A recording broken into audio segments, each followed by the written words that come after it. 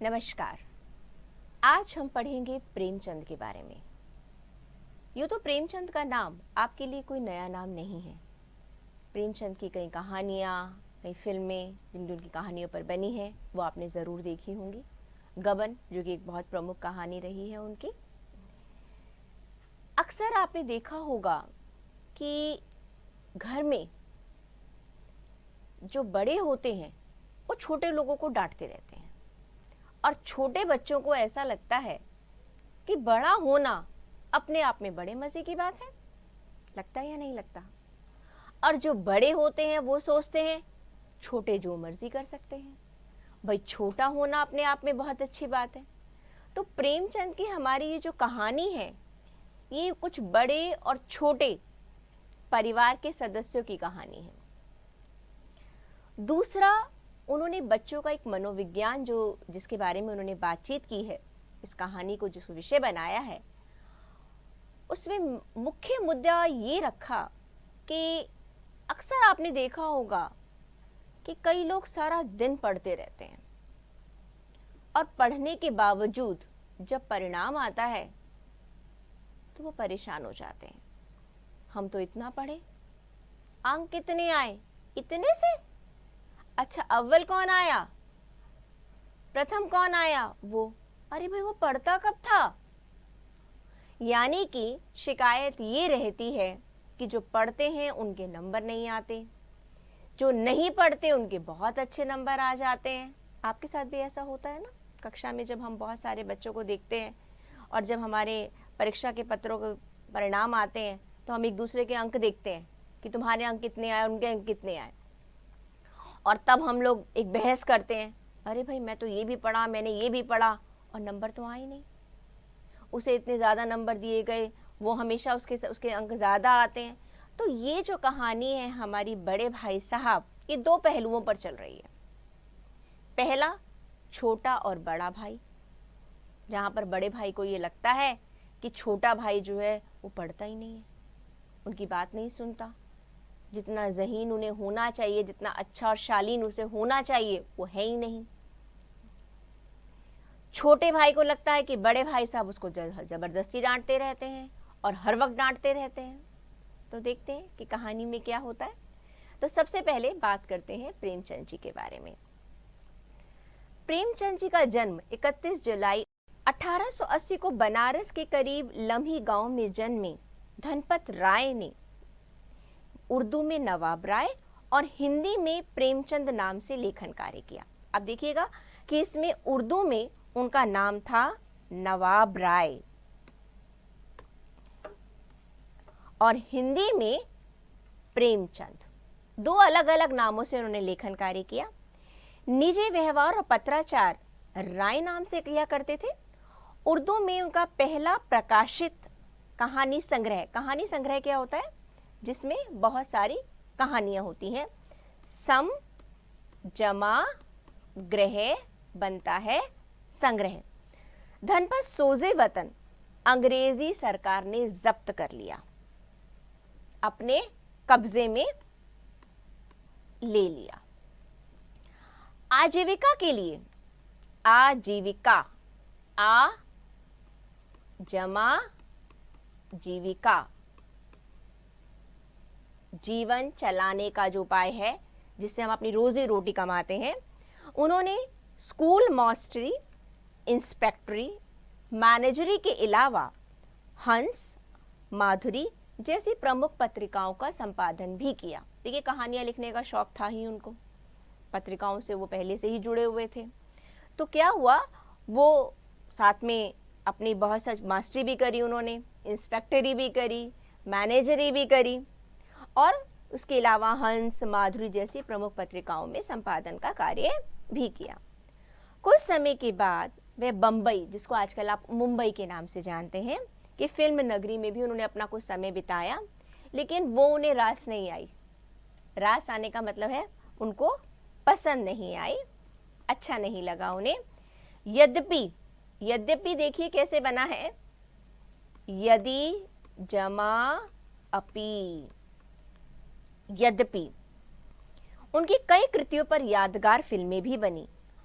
आम आदमी के दुख दर्द के बेजोड़ चितेरे, बेजोड़, जिसका कोई जोड़ नहीं, जिसकी कोई बराबरी नहीं। ये शब्द देखिए आप बहुत इस्तेमाल करते हैं। चितेरे प्रेमचंद जी को उनके जीवन काल में ही कथा सम्राट और उपन्यास सम्राट कहा जाने लगा था।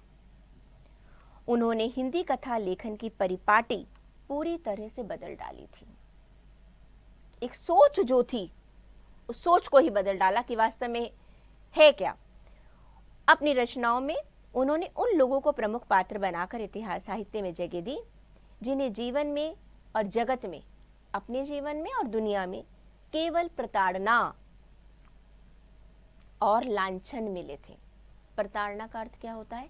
प्रताड़ना का अर्थ है कि हर समय शिकायत, गिले शिकवे, आरोप। लांछन का अर्थ है आरोप लगना। 8 अक्टूबर 1936 में उनका देहावसान हुआ। प्रेमचंद ने जितनी भी कहानियां लिखी थी वे सब मानसरोवर शीर्षक से 8 खंडों में संकलित हैं। संकलित का अर्थ क्या है? इकट्ठे हैं। इनके प्रमुख उपन्यास हैं गोदान, गबन, प्रेमाश्रम, सेवा सदन, निर्मला, कर्मभूमि, रंगभूमि, कायाकल्प, प्रतिज्ञा और मंगलसूत्र। मंगलसूत्र इनका एक अंतिम उपन्यास है जिसे ये पूरा नहीं लिख पाए और इसीलिए हम कहते हैं इसे अपूर्ण उपन्यास। तो आपने प्रेमचंद जी के बारे में जाना कि प्रेमचंद जी जो थे वो आम आदमी से जुड़े हुए थे और एक आम इंसान को अपने जीवन में किन किन कठिनाइयों का सामना करना पड़ता है, समाज किस तरह से लांछन लगाता है, किस तरह की समस्याएं आती हैं, उन्होंने बहुत बारीकी से, बहुत गहराई से जाकर उन चीज़ों का अनुभव किया। खुद भी उन्होंने उस चीज़ का अनुभव किया और उन्हें अपने शब्दों में उतारा। अब हम आते हैं पाठ पर, बड़े भाई साहब। यानी कि पाठ के शीर्षक से ही हमें पता चलता है कि पाठ में कोई ज़रूर एक भाई साहब है जो बड़े हैं। अभी तुम छोटे हो इसलिए इस काम में हाथ मत डालो। ये पंक्ति कितनी बार सुनी है घर में आपने? बड़े कहते हैं ना, अभी छोटे हो, अभी तुम्हारी उम्र नहीं है। और कभी कभी हमें ऐसा होता है ना कि हम कोई काम छोड़ देते, इतने बड़े हो गए, अब तक तुम्हें ये काम करना नहीं आया। तो समझ ही नहीं आता कब हम छोटे हो जाते हैं और कब हम बड़े हो जाते हैं। ये सुनते ही आपके मन में भी जब आपको टोका जाता है कि आपको कहीं बाहर जाने का मन कर रहा है, घूमने जाना है, नहीं आप नहीं जा सकते, किसी बड़े परिवार के सदस्य ने कह दिया, क्यों? क्योंकि अभी आप छोटे हो। कितना गुस्सा आता, काश हम भी बड़े होते और हमें कोई नहीं टोकता। लेकिन उस बुलावे में मत रहिएगा। क्यों? जो छोटे हैं उन्हें लगता है कि बड़ों के बहुत मजे हैं और जो बड़े हैं वो सोचते हैं कि हर वक्त हमारे ऊपर ही जिम्मेदारी। जो परिवार में बड़े हैं, आप में से कई बच्चे हैं जो अपने परिवार में बड़े भी होंगे, गलती छोटे करते हैं, सुनना आपको पड़ता है। क्यों भाई? तुम बड़े थे, तुमने इतना भी नहीं देखा, तुम घर के बड़े हो, तुमने ये भी नहीं किया, तुम इतने बड़े हो गए, तुमने वो भी नहीं किया। यानी कि समस्या दोनों तरफ ही है। बड़े होने से भी कुछ करने का अधिकार नहीं मिल जाता है। एक्चुअली जिम्मेदारियां बहुत, दरअसल में जिम्मेदारियां ज़्यादा हो जाती हैं। घर के बड़ों को कई बार तो उन कामों में शामिल होने से भी अपने आप को रोकना पड़ता है जो उसी उम्र के लड़के बेधड़क करते हैं। बेधड़क, बिना सोचे विचारे।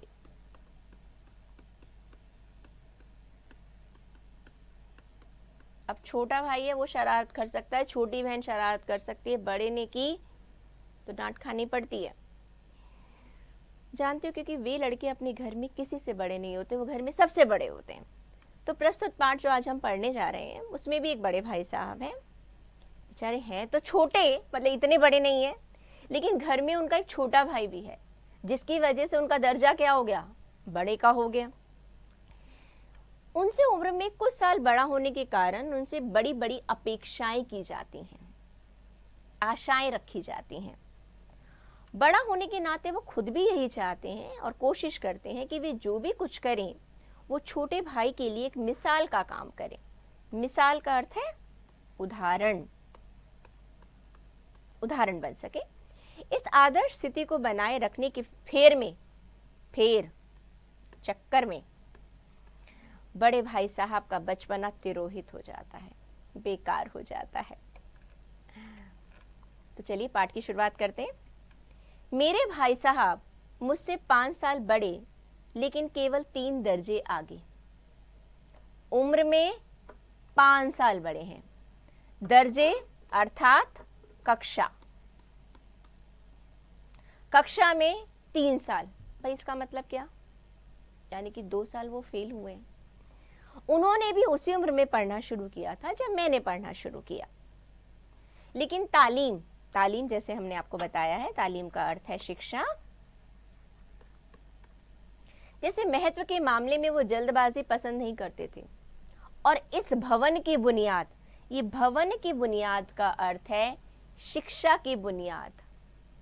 यानी कि वो चाहते थे उनकी जो पढ़ाई है वो बहुत अच्छे से हो, खूब मजबूत कर लेना चाहते थे। एक तरह से व्यंग किया गया है जिस पर आलीशान महल बन सके, यानी कि शिक्षा जो है वो बहुत अच्छी मिल सके। 1 साल का काम वो 2 साल में करते थे। तो क्या हुआ? ये पंक्ति हमें क्या बताती है? एक व्यंग्य किया गया है। कभी कभी 3 साल भी लग जाते थे। एक ही कक्षा में वो 3 साल से रहते थे। बुनियाद ही पुख्ता ना हो तो, पुख्ता का अर्थ है मजबूत, तो मकान पायदार कैसे बने, बहुमंजिला कैसे बने। मैं छोटा था, वह बड़े थे। मेरी उम्र 9 साल की थी और भाई साहब की उम्र 14 साल की थी। उन्हें मेरी तंबी और निगरानी का, यानी कि देखरेख का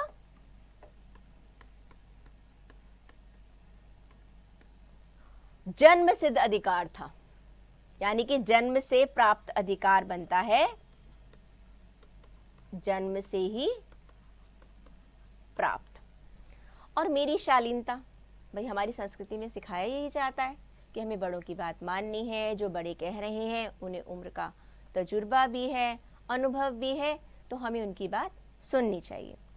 वह स्वभाव से बड़े अध्ययनशील थे। अब देखिए बड़े भाई साहब के बारे में बताया गया है। तो पहली बात उन्होंने क्या बताई है?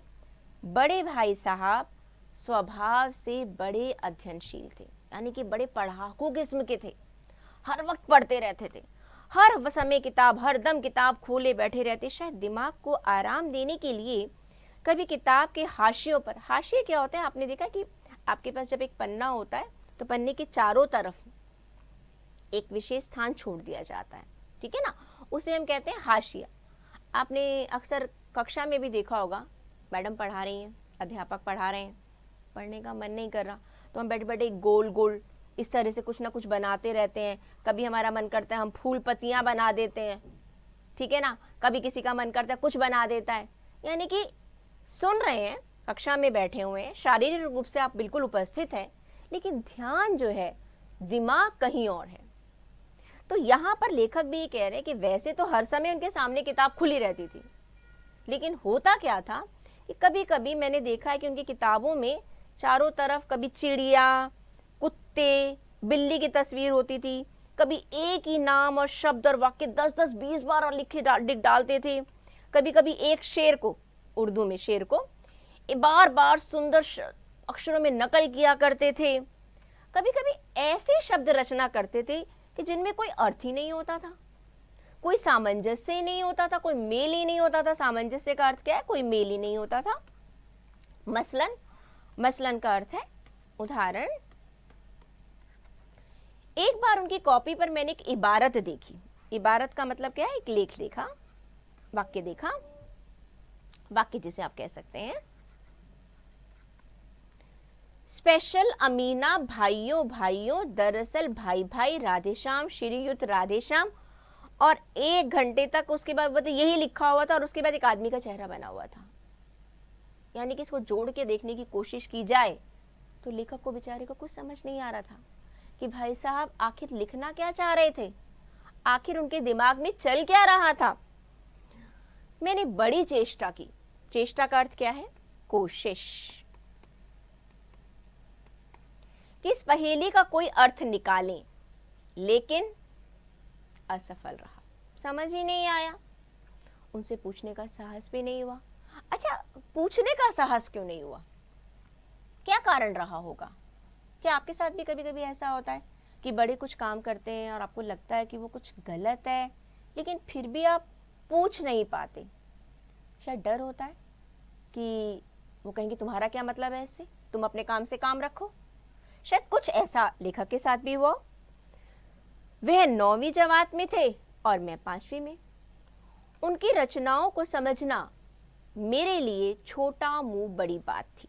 छोटा मुंह बड़ी बात एक लोकोक्ति है।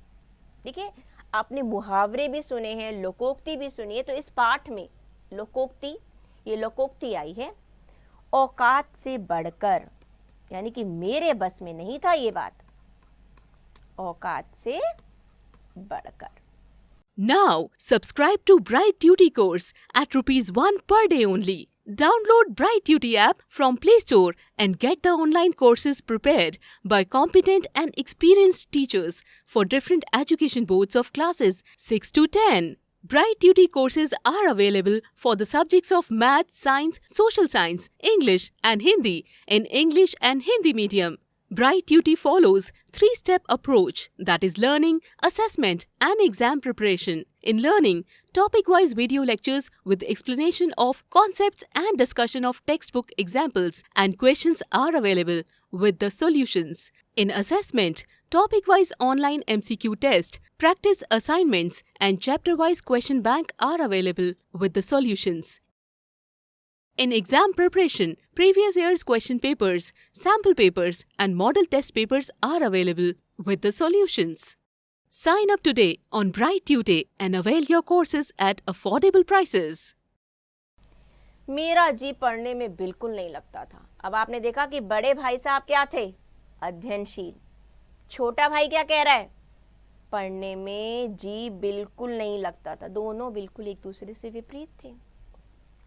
उस बड़े भाई साहब सारा दिन किताब खोल के बैठे रहते थे और इनके लिए 1 घंटा भी किताब लेकर बैठना पहाड़ था। पहाड़, मुहावरा, कठिन कार्य। मौका पाते ही हॉस्टल से निकलकर मैदान में आ जाता। कभी कंकरियां उछालता, कभी कागज की तितली बनाता। कभी कोई साथी मिल जाता तो बात ही क्या थी।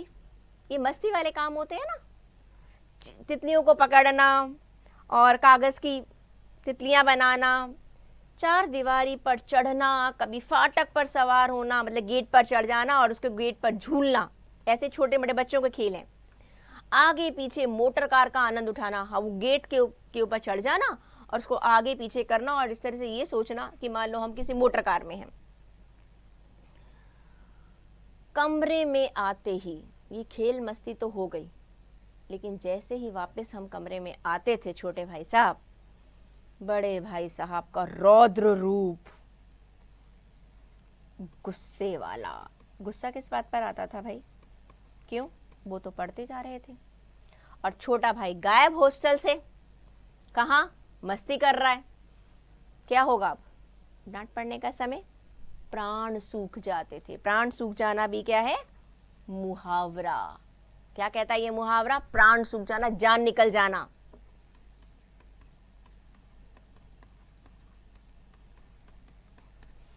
उनका पहला सवाल, हमेशा एक ही सवाल होता था और लेखक को सवाल भी याद हो गए थे।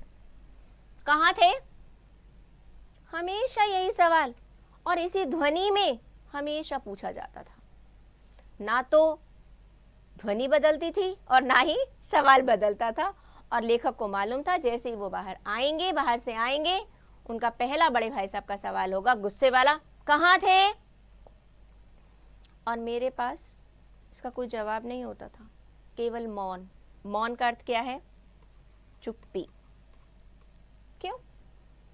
लेखक बोल सकता था ना, बाहर खेलने के लिए गया था, अपने दोस्तों के साथ था, लेकिन नहीं, बड़ों के सामने जवाब देना और जब वो गुस्से में है मुंह खोलना बेअदबी मानी जाती थी।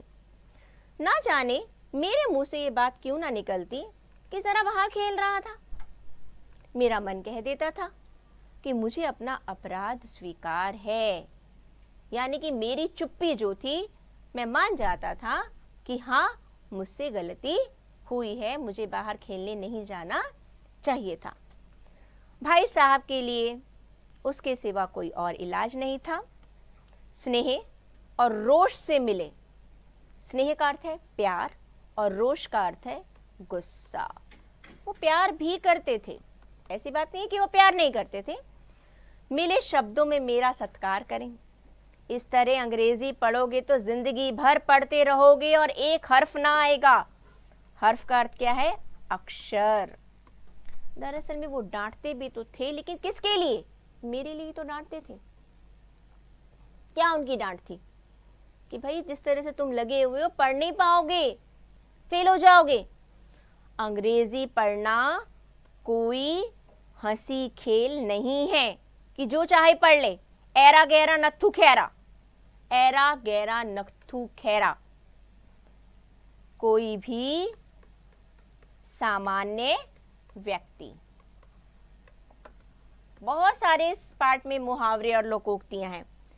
अगर हर कोई पढ़ लेता तो सभी अंग्रेजी के विद्वान हो जाते। दरअसल में क्या था कि जब ये कहानी प्रेमचंद के ज़माने की जो ये कहानी है, उस समय हमारे भारत में उर्दू भाषा और हिंदी भाषा बहुत चलती थी, लेकिन अंग्रेज आ चुके थे, इसलिए अंग्रेजी को महत्व दिया जाने लगा। आज भी दिया जाता है, लेकिन उस समय अच्छे सभी स्कूलों में अंग्रेजी पढ़ना अनिवार्य बना दिया गया था ताकि सभी बच्चे अंग्रेजी पढ़ सकें।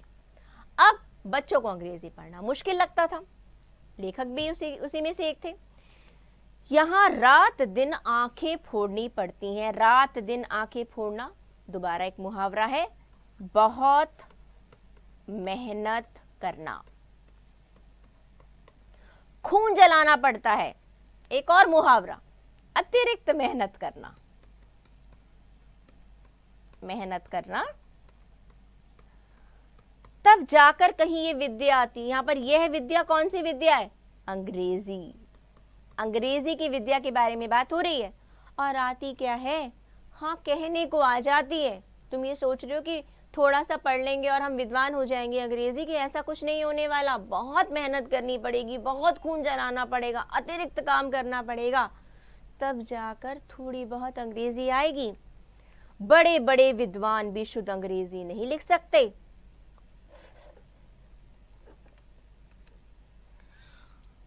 बोलना तो बड़ी दूर की बात है। और मैं कहता हूं कि तुम कितने घोंगा हो।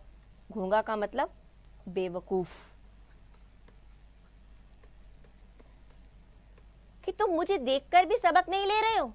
कम से कम मुझे देख लो उदाहरण के तौर पर कि मैं 5 साल से एक क्लास में रखा रहे, 3 दर्जे आगे रह गया हूं तुमसे सिर्फ, और 5 सालों से एक कक्षा में रह रहा हूं। ये अंग्रेजी मेरे लिए एक मुसीबत बनकर बैठी हुई है। मैं सारा दिन पढ़ता रहता हूं। कम से कम मुझे ही देख लो भाई कि बड़े भाई साहब इतना पढ़ रहे हैं तब पास नहीं हो पा रहे, और मैं तो बिल्कुल ही नहीं पढ़ रहा, कैसे पास हो जाऊंगा? मैं कितनी मेहनत करता हूं, ये तुम सब अपनी आंखों से देखते हो। अगर ये नहीं देखते हो तो तुम्हारी आंखों का कसूर है, तुम्हारी बुद्धि का कसूर है। इतने मेले तमाशे होते हैं, क्या तुमने कभी मुझे जाते हुए देखा है? रोज ही क्रिकेट और हॉकी मैच होते हैं। उस जमाने में हमारे हिंदुस्तान एक्चुअली हॉकी जो है ना, वास्तव में पहले हिंदुस्तान में बहुत खेला जाता था। ये तो अंग्रेजों के आने के बाद हमारे देश में जो क्रिकेट है उसका भूत सब लोगों पर सवार हो गया। क्रिकेट खेलना कोई बुरी बात नहीं है। मैं पास नहीं फटकता। कौन पास नहीं फटकता? बड़े भाई साहब। ना वो बेचारे क्रिकेट खेलने जाते थे, ना वो हॉकी खेलने जाते थे। हमेशा पढ़ता रहता हूँ।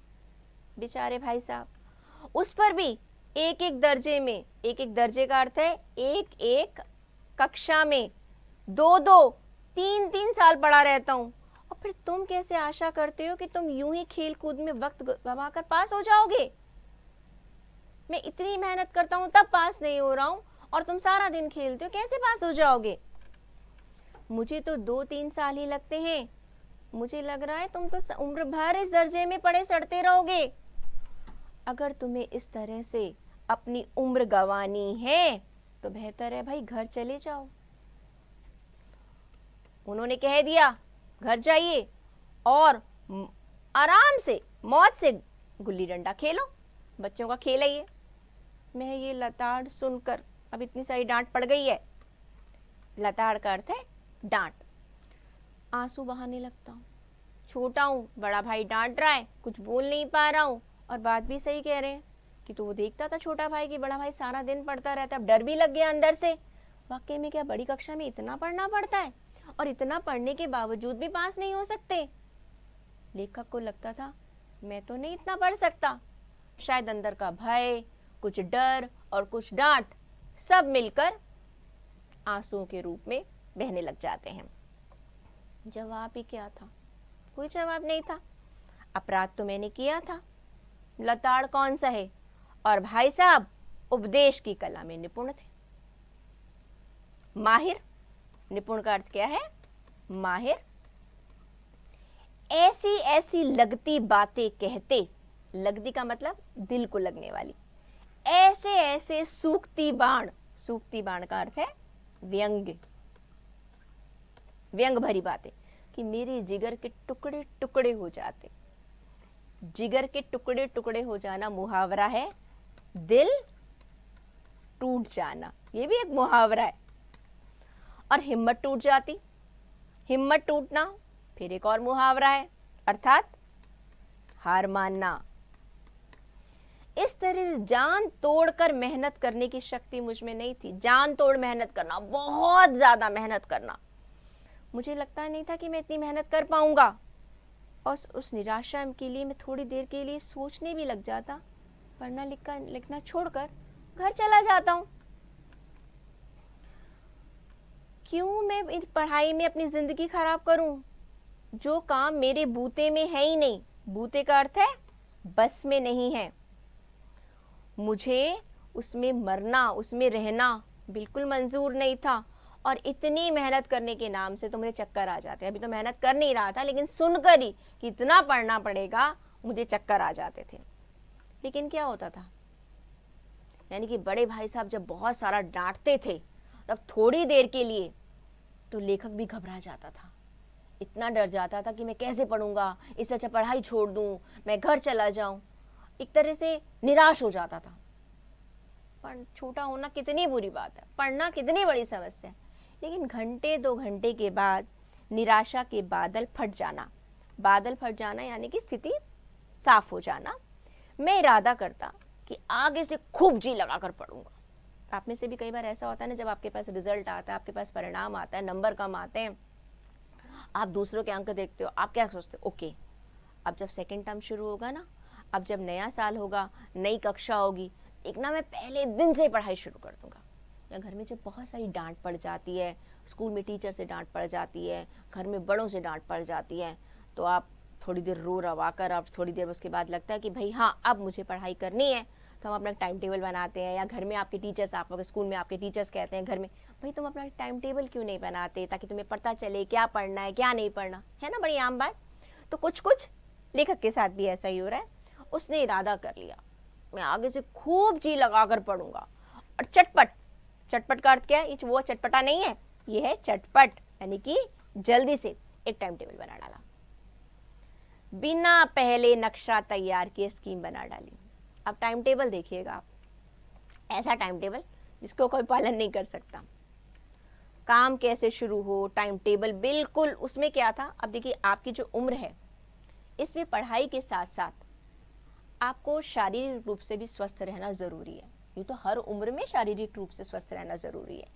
जैसे बड़ों को कहा जाता है कि कसरत कीजिएगा, योगा कीजिएगा, व्यायाम कीजिएगा, सैर कीजिएगा, तो बच्चों को कहा जाता है कि कम से कम 1 घंटा 1.5 घंटा जो है आपको खुली हवा में खेलना चाहिए। क्यों?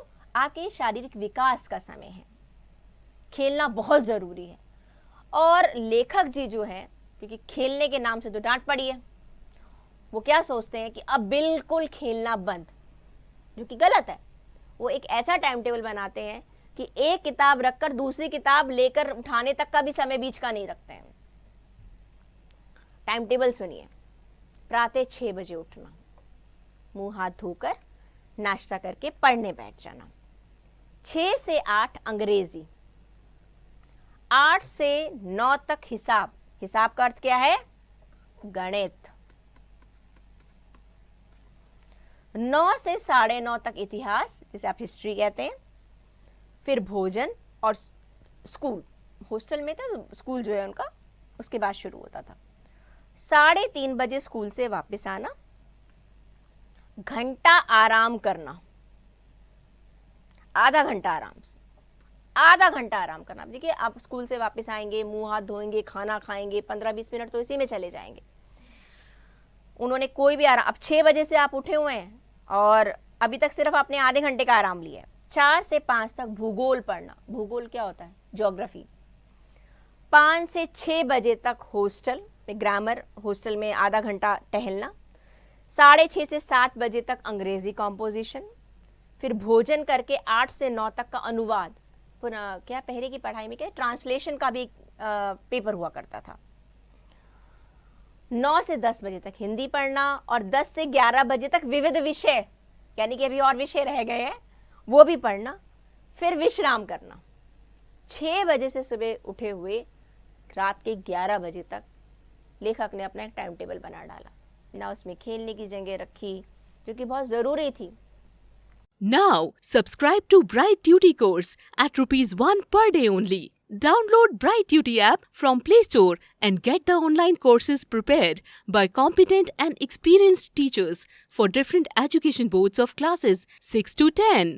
Bright Duty courses are available for the subjects of Math, Science, Social Science, English and Hindi in English and Hindi medium. Bright Duty follows 3-step approach, that is learning, assessment and exam preparation. In learning, topic-wise video lectures with explanation of concepts and discussion of textbook examples and questions are available with the solutions. In assessment, topic-wise online MCQ test, practice assignments and chapter-wise question bank are available with the solutions. In exam preparation, previous year's question papers, sample papers and model test papers are available with the solutions. Sign up today on Bright Tutor and avail your courses at affordable prices. ऐसा time table कागज़ पे बना लेना बड़ा आसान होता है, लेकिन जब हम उसका पालन करने बैठते हैं, कहते हैं ना आप वही काम लिखो, योजना ऐसी बनाओ कि जिस पर अमल किया जा सके। हवा में बातें करना बहुत आसान है, कागज़ों पर लिख देना ये हो जाएगा वो हो जाएगा। हम बैठे अभी हम लोग सब कुछ बहुत अच्छी नौकरी पर पहुंच जाएं, अभी आप पढ़ ही रहे हैं, ठीक है अभी मैं 10वीं में पढ़ रहा हूँ, मेरे 90% अंक आए जाएंगे, उसके बाद मैं 12वीं में हूँगा, उसके बाद मुझे मेडिकल इंजीनियरिंग में दाखिला मिल जाएगा। कागज़ों पर आपने एक पूरा की पूरी योजना बना डाली, उसके बाद मैं डॉक्टर इंजीनियर। 2 सेकंड नहीं लगे, लेकिन उसके लिए मेहनत कितनी करनी पड़ेगी वो भी तो ज़रूरी है। वास्तविकता और कल्पना दोनों अलग अलग चीज़ें हैं।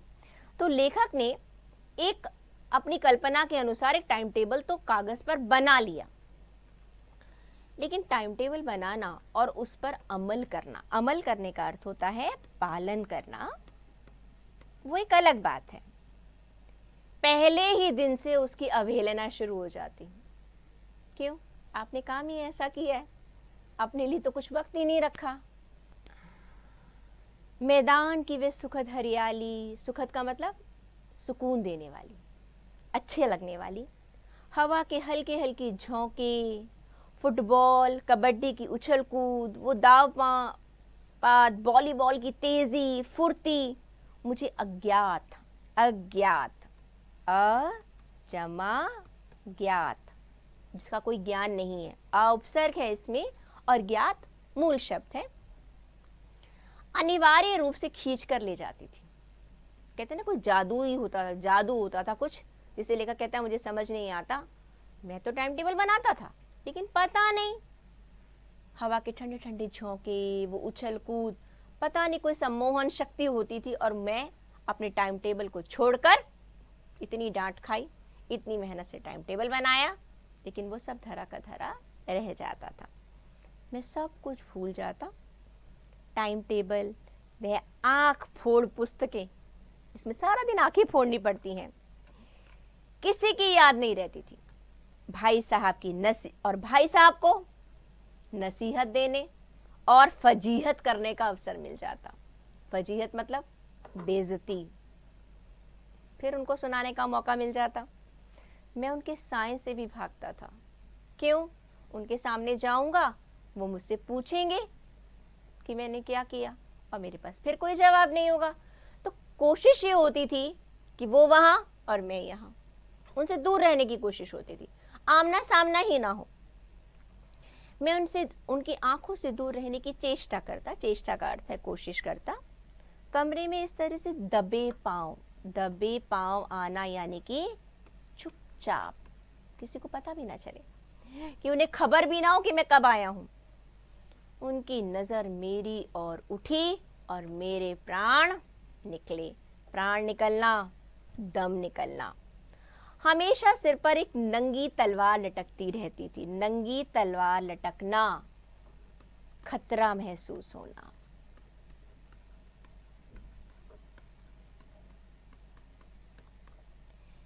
फिर भी मौत और विपत्ति के बीच में आदमी मोह और माया के बंधन में जकड़ा रहता है। देखिए, ये पंक्ति बहुत महत्वपूर्ण है। मौत और विपत्ति, हम पर कितनी भी परेशानी आ जाए, लेकिन फिर भी हम मृत्यु को गले लगाना नहीं लगाना चाहते ना। कई बार लगता है, कई बार हम बोल भी देते हैं, इससे अच्छा तो मर ही जाओ। लेकिन मरना इतना आसान नहीं होता। हमें ईश्वर ने मन दिया है, हिम्मत दी है, आशा दी है, दिल दिया है, कर्म करने की ताकत दी है। और कितनी ही परिस्थितियां विपरीत क्यों ना हो, शायद यही पशुओं में और इंसानों में फर्क होता है। हम अपनी बुद्धि का इस्तेमाल कर कर अपनी हिम्मत से, अपनी आशा से उस स्थिति से बाहर निकल आते हैं। कह रहे मौत और विपत्ति के बीच में आदमी मोह और माया के बंधन में जकड़ा रहता है। चाहे कितनी भी परेशानी होती है, लेकिन एक आशा होती है, नहीं सब कुछ ठीक हो जाएगा, मैं ऐसे कर लूँगा, ये ऐसे हो जाएगा, हम ऐसे कर लेंगे। और समय गुजर जाता है, वो परेशानी टल जाती है या उस परेशानी का हम सामना कर लेते हैं। जब तक किसी चीज़ का हमसे सामना नहीं होता ना, हम उससे डरे रहते हैं। जब वो परिस्थिति होकर गुजर जाती है तो वो भय समाप्त हो जाता है। ये पंक्ति जो है आप लोगों के लिए भी बहुत ज़्यादा महत्वपूर्ण है। आपकी उम्र में भी पढ़ाई की समस्या हो या कोई और समस्या हो, लेखक का उद्देश्य ये है कि समस्याओं से घबराना नहीं है, उनका सामना करना है। और कोई परेशानी आपसे बड़ी नहीं है। ठीक है। मैं फटकार और घुड़कियां का अर्थ है डांट खाकर भी खेल कूद का तिरस्कार नहीं करता था। तिरस्कार का मतलब है अपमान। सालाना इम्तिहान हुआ। सालाना का मतलब साल की जो परीक्षा होती है, इम्तिहान का अर्थ है परीक्षा। ये उर्दू का शब्द है। अब आप देखेंगे कि लेखक ने उर्दू के बहुत सारे शब्द इस्तेमाल किए। जैसे मैंने पाठ के प्रारंभ में ही बताया कि जिस ज़माने में प्रेमचंद जी लिखा करते थे, हिंदी और उर्दू भारत की एक प्रमुख भाषा थी। भाई साहब फेल हो गए और मैं पास हो गया, दर्जे में प्रथम आया। पूरे साल डांट खाई, भाई साहब पढ़ते रहे, मैं बाहर खेलता रहा, रिजल्ट आ गया, परिणाम आ गया, भाई साहब फेल हो गए और मैं प्रथम आ गया। चौंकने वाली बात है ना हैरानी की बात। मेरे और उनके बीच में अब केवल 2 साल का अंतर रह गया। जी में आया, अब छोटा था, शरारत तो आई जाती है मन में। जी में आया बड़े भाई साहब को आड़े हाथों लूं, अर्थात उनसे प्रश्न पूछूं, आपकी वह घोर तपस्या कहाँ गई? आप तो बहुत पढ़ रहे थे, मुझे देखिए मजे से खेलता रहा, फिर भी दर्जे में अव्वल हूं, प्रथम आया हूं। लेकिन वो इतनी दुखी और इतनी उदास थे कि मुझे उनसे दिली हमदर्दी हुई और उनके घाव पर नमक छिड़कने का विचार लज्जास्पद लगा। ये शालीनता है। एक व्यक्ति जो है वो परेशानी में है, ठीक है, वो छोटे भाई थे, डांट खाते थे, सब कुछ था, लेकिन थे तो वो बड़े ना। तो घाव छिड़कने का मतलब क्या होता है? जख्मों को कुरेदना और अधिक कष्ट देना।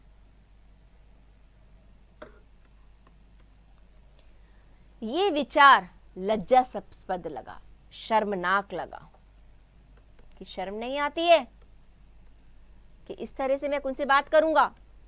हाँ, एक बात हो गई कि मुझे अपने आप पर थोड़ा सा अभिमान हो गया। अभिमान का अर्थ क्या है? घमंड आ गया और आत्मसम्मान भी बढ़ा। भाई साहब का वह रौब अब मुझ पर नहीं रहा क्योंकि वो फेल हो गए। आजादी से मैं खेल कूद में शरीक होने लगा। शरीक का अर्थ होता है शामिल होने लगा। दिल मजबूत था, मन में सोच लिया था अगर अब की बार उन्होंने मेरी फजीहत की ना, फजीहत का अर्थ क्या है? बेइज्जती की, तो साफ साफ कह दूंगा। आपने अपना खून जलाकर कौन सा तीर मार लिया? तीर मारना यानी कि सफलता हासिल करना।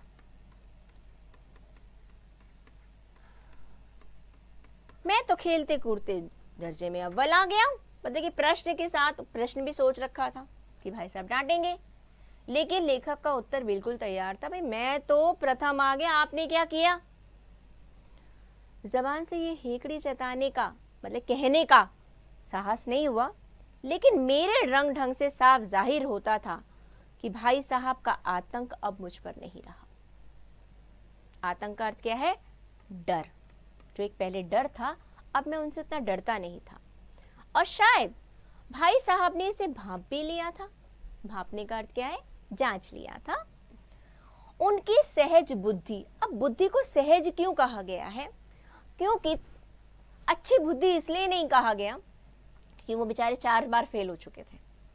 सहज बुद्धि अर्थात सामान्य सी बुद्धि बड़ी तीव्र थी, तेज थी।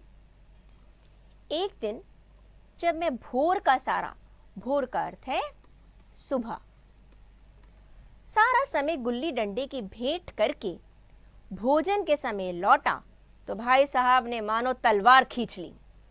तलवार खींच लेना, बिल्कुल सामना करने के लिए तैयार हो गए और मुझ पर टूट पड़े।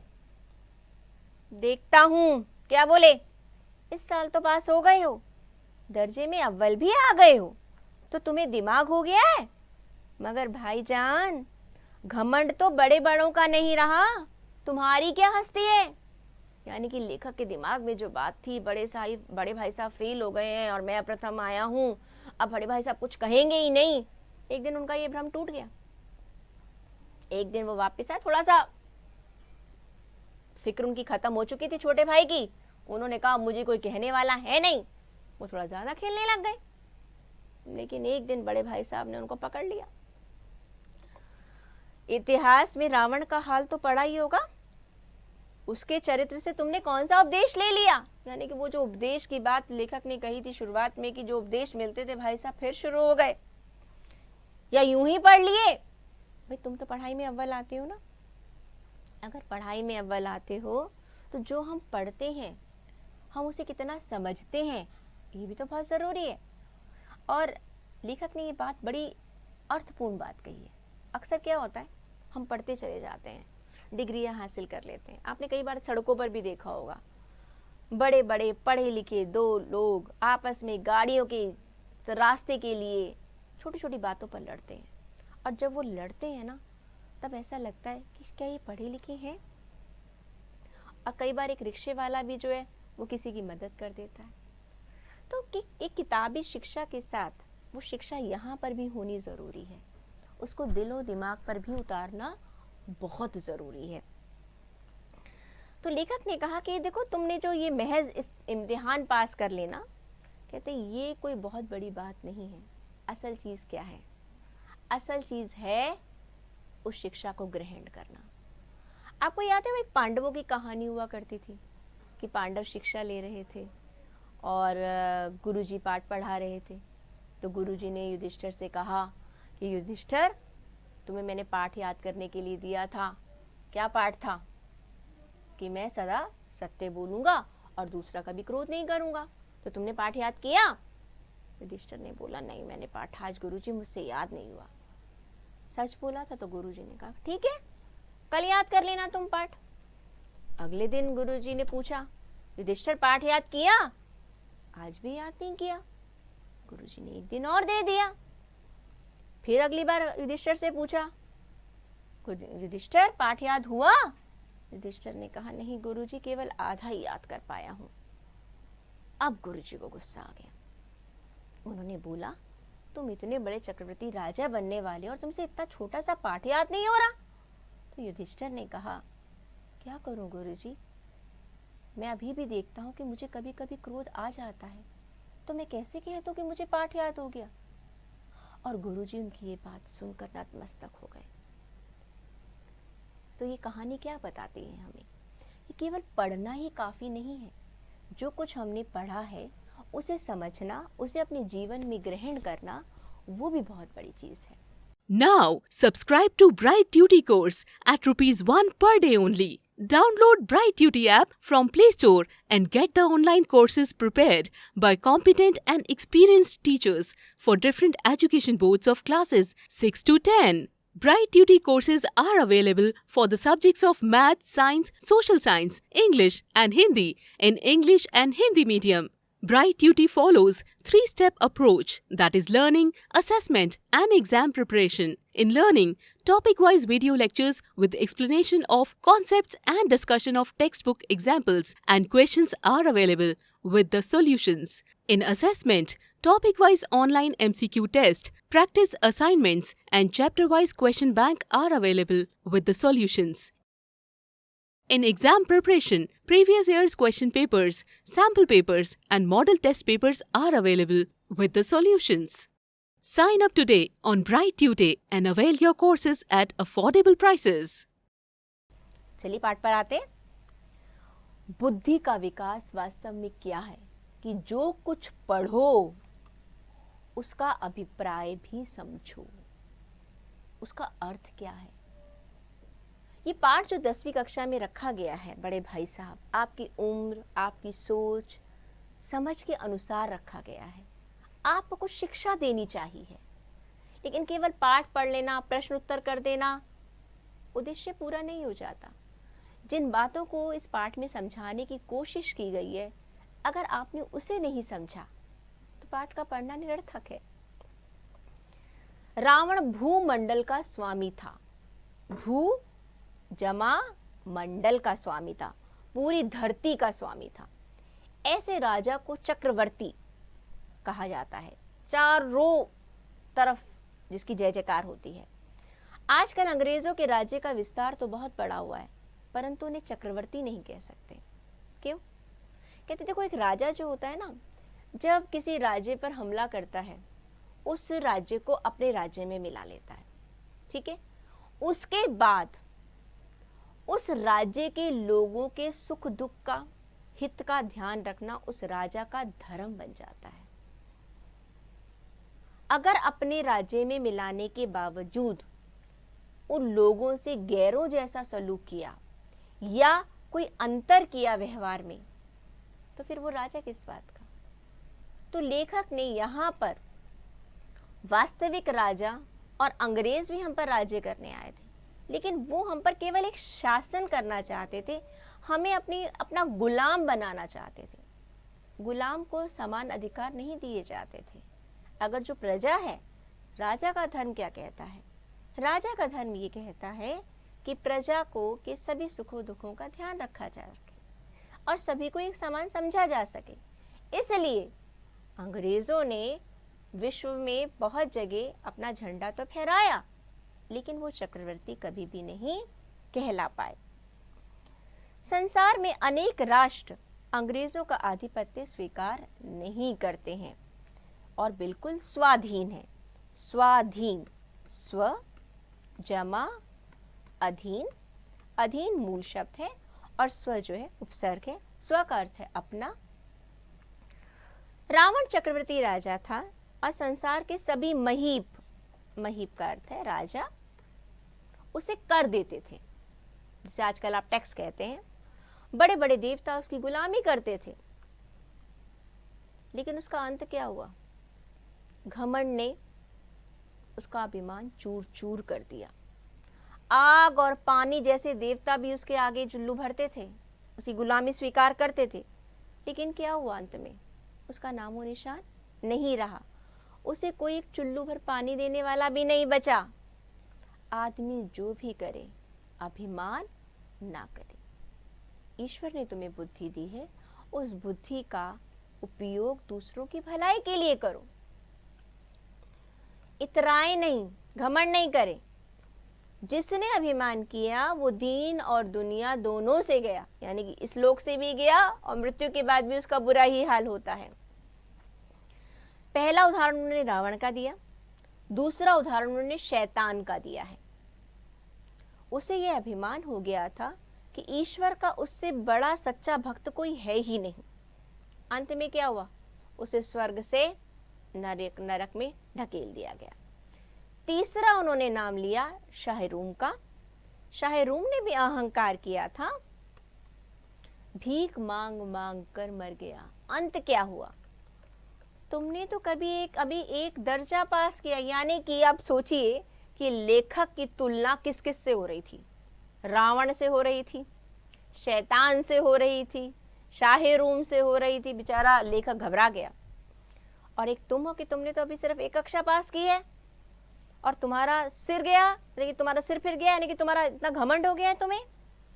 तब तो तुम पढ़ चुके आगे कि जिस इंसान को अपनी शक्ति पर, अपनी ताकत पर, अपनी बुद्धि पर, अपने ज्ञान पर घमंड हो जाता है, उसका तो पतन शुरू हो जाता है। तुम अपनी मेहनत से पास नहीं हुए, अंधे के हाथ बटेर लग गई है। ये लोकोक्ति है कि अनजाने में ही सफलता मिल जाना, अनजाने में सफलता मिलना। अब अनजाने का अर्थ क्या है? बिना प्रयास के, बिना कोशिश के, ठीक है। मगर बटेर कबूतर की तरह एक पक्षी होता है, एक बार हाथ लग सकता है, बार बार नहीं। जैसे आपने निशाना लगाया, जरूरी नहीं है कि आप बहुत अच्छे निशानेबाज हो। अचानक लग गया पत्थर तो अपने आप को ये मत समझिए कि हम बहुत अच्छे निशानेबाज हो गए। कभी कभी गुल्ली डंडे में भी अंधा चोट निशाना पड़ ही जाता है, इससे कोई सफल खिलाड़ी नहीं हो जाता। एक बार छक्का मार देने का अर्थ ये नहीं है कि आप बहुत बड़े क्रिकेटर बन गए हो। सफल खिलाड़ी वही है जिसका कोई निशाना खाली ना जाए। मेरे फेल होने पर मत जाओ। लेखक को मालूम था कि भाई साहब ये बात कहने वाले हैं, उसके दिमाग में ये बात तो आई थी कि बड़े भाई साहब कैसे मुझे कुछ कह सकते हैं, क्योंकि वो खुद तो फेल हो रहे हैं, मैं पास हो रहा हूँ। उन्होंने ये बात कह डाली आज कि मेरे फेल होने पर मत जाओ, मेरे दर्जे में आओगे। क्योंकि अब भाई साहब केवल 2 दर्जे आगे थे, तो दांतों पसीना आ जाएगा। दांतों पसीना आ जाने का अर्थ है वास्तविकता का पता चल जाएगा। जब अलजबरा, ज्योमेट्री के लोहे के चने चबाने पड़ेंगे, लोहे के चने चबाना बहुत कठिन कार्य करना, इंग्लिस्तान का इतिहास पढ़ना पड़ेगा, बादशाहों के नाम याद रखना आसान काम नहीं है। 8 हेनरी हो गुजरे हैं, हेनरी 1, हेनरी 2, हेनरी 3, ऐसे नाम होते हैं। कौन सा कांड, यानी कि कौन सा युद्ध किस हेनरी के समय में हुआ था, क्योंकि उस समय अंग्रेजी का जो इतिहास था उसमें राजाओं के बारे में ही बताया जाता था। इतिहास जो था, क्या ये याद कर लेना तुम आसान समझते हो? हेनरी 7वें की जगह अगर हेनरी 8 लिख दिया तो सारे नंबर सफा चट, सिफर भी ना मिलेगा। सिफर का अर्थ क्या होता है? 0। हो किस ख्याल में? डांट पड़ रही थी अच्छे से।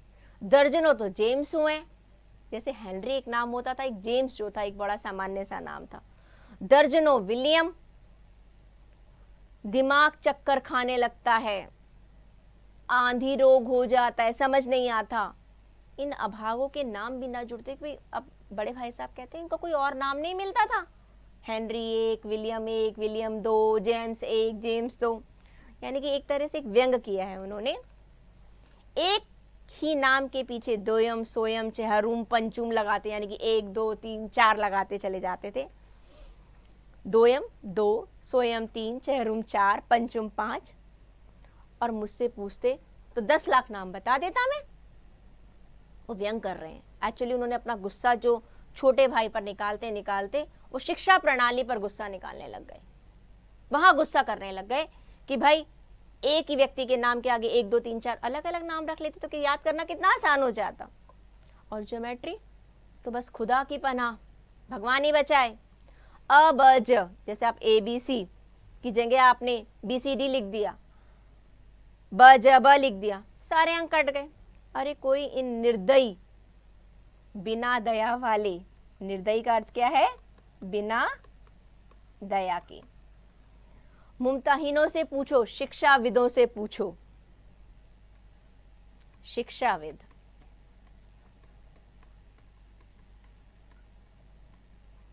आखिर अ ब ज और अ ज में फर्क क्या है? क्या नंबर है? व्यर्थ की बात के लिए छात्रों का खून जलाते हो, मतलब बच्चों को परेशान करते हो। दाल भात रोटी खाई या भात दाल रोटी खाई, इसमें क्या रखा है? मगर इन परीक्षकों को क्या परवाह, वे तो वही चाहते हैं जो किताब में लिखा हुआ है। चाहते हैं कि लड़के अक्षर अक्षर रट डालें, और इसी रटंत का नाम शिक्षा रख छोड़ा है। लेकिन वास्तव में देखा जाए आज क्या होता है, आज भी तो हम रटने के ऊपर ज़्यादा जोर देते हैं, समझते कहाँ हैं? एक कक्षा पढ़ी, दूसरी में पहुँचे, उसका पढ़ा लिखा, एग्ज़ाम में दिया, भूल गए। जीवन में कितना उतारते हैं इस रेखा, आखिर इन बेसिर पैर की बातों से को पढ़ने से फ़ायदा क्या है? इस रेखा पर वह लंब गिरा दो तो आधार लंब से दुगना हो जाएगा, जैसे कि हम मैथ्स में पढ़ते हैं, विज्ञान गणित में पढ़ते हैं। पूछिए इससे प्रयोजन क्या होता है? प्रयोजन का क्या अर्थ है? उद्देश्य। दुगना नहीं तो चौगना हो जाएगा या आधा रह जाएगा मेरी बला से। लेकिन परीक्षा में तो पास होना ही है, और ये सब खुराफात यानी कि बेकार की चीजें याद तो करनी पड़ेंगी। कह दिया समय की पाबंदी पर एक निबंध लिखो। अब हिंदी की बारी आ गई। अंग्रेजी के ऊपर उन्होंने खूब सारे कटाक्ष कर डाले, अंग्रेजी बेकार है, गणित को भी कह डाला। अब हिंदी की बारी है कि समय की पाबंदी पर एक निबंध लिखना है जो कि 4 पन्नों से कम का ना हो। अब आप अपने कॉपी के सामने कलम खोलिएगा और अपने नाम को रोइएगा। अरे भाई, कौन नहीं जानता कि समय की पाबंदी अच्छी बात है, इससे आदमी के जीवन में संयम आ जाता है और उसके कारोबार में उन्नति होती है। लेकिन इतनी सी बात को 4 पन्ने में कैसे लिख डालें? जो बात एक वाक्य में कही जा सकती है उसके लिए 4 पन्ने लिखने की क्या ज़रूरत है? मैं तो इनकी से हिमाकत कहूँगा, बेवकूफ़ी कहूँगा। ये तो समय की किफ़ायत नहीं बल्कि उसका दुरुपयोग है। हम चाहते हैं कि आदमी को जो कुछ कहना है वो चटपट कह डाले और अपनी राह ले, अपना रास्ता ले। मगर नहीं, आपको 4 पन्ने रंगने पड़ेंगे, फिर चाहे कैसे भी लिखिए, फुल स्केप के हों। अब ये छात्रों पर अत्याचार है या नहीं? यानी कि इस आपने पूरे पैराग्राफ में पढ़ा, पूरे गद्यांश में पढ़ा कि उन्होंने एक शिक्षा प्रणाली पर व्यंग किया है। अलग अलग विषय उठाए उन्होंने। जैसे आप भी कई बार कहते होगे, मैम हिस्ट्री में इतना सब कुछ पढ़ना पड़ता है। मैम क्या करेंगे हम पढ़ कर, ये हमारे कोई काम आएगा? मैम हिंदी में आप हमें ये पढ़ा रहे हो, ये कोई हमारे जीवन में आगे काम आएगा? तो वहाँ पर यानी कि जो शिक्षा प्रणाली है वो भारत की, वो आज की नहीं, हर उम्र हर समय का जो शिक्षार्थी था वो दुखी था, परेशान था। अनर्थ तो ये कहा गया कि संक्षेप में लिखो, वो भी समय की पाबंदी पर, जो कि 4 पन्नों से कम ना हो। उनका कहने का मतलब है कि जब एक बात लिखनी है, उस बात को हम समझ क्यों नहीं समझ सकते कि समय की पाबंदी हमें करनी चाहिए, उसके लिए 4 पन्ने क्यों खराब करें? कहते हैं अगर लिखवाने को क्या 100 पन्ने लिखवाते रहो, तेज भी दौड़िए और धीरे भी चलिए। एक तरफ तो कह रहे हैं कि समय की बचत करो, दूसरा उसी बात को कहने के लिए 4 पन्ने खराब करवा रहे हैं। उल्टी बात है या नहीं है? परेशान हो रहे हैं। एक बालक भी इतनी सी बात समझ सकता है, लेकिन इन अध्यापकों को तमीज़ ही नहीं है। बड़े साहब, भाई साहब गुस्से में है इस समय, अपना मन का रोष, अपने मन का दुख कह रहे हैं। उन पर वो दावा देते हैं कि हम अध्यापक हैं, हम गुरु हैं। मेरे दर्जे में आगे लाला, ये सारे पापड़ बेलने पड़ेंगे। पापड़ बेलना, मेहनत करना, बहुत सारा कार्य करना, आटे दाल का भाव मालूम होगा, वास्तविकता का पता चलना, वास्तविकता का पता चलना। इस दर्जे में अव्वल आ गए हो, प्रथम आ गए हो, तो ज़मीन पर पाँव नहीं रखते। ज़मीन पर पाँव ना रखना यानी कि अपने आप पर घमंड होना। इसलिए मेरा कहा मानिए, लाख फेल हो गया हूं लेकिन हूं तो तुमसे बड़ा। चाहे तुम मेरी कक्षा में आ जाओ, मुझसे भी आगे बढ़ जाओ, लेकिन जो एक उम्र का फासला है वो तो कम नहीं हो सकता ना। संसार का मुझे तुमसे ज़्यादा अनुभव है। जो कुछ कहता हूँ गिरह बांधिए। गिरह बांधने का अर्थ है गांठ बांधना, यानी कि समझ लेना, वरना पछताओगे। Now, subscribe to Bright Duty course at ₹1 per day only. Download Bright Duty app from Play Store and get the online courses prepared by competent and experienced teachers for different education boards of classes 6 to 10. Bright Duty courses are available for the subjects of Math, Science, Social Science, English and Hindi in English and Hindi medium. Bright Duty follows 3-step approach, that is learning, assessment and exam preparation. In learning, topic-wise video lectures with explanation of concepts and discussion of textbook examples and questions are available with the solutions. In assessment, topic-wise online MCQ test, practice assignments and chapter-wise question bank are available with the solutions. In exam preparation, previous year's question papers, sample papers and model test papers are available with the solutions. Sign up today on Bright Tutor and avail your courses at affordable prices.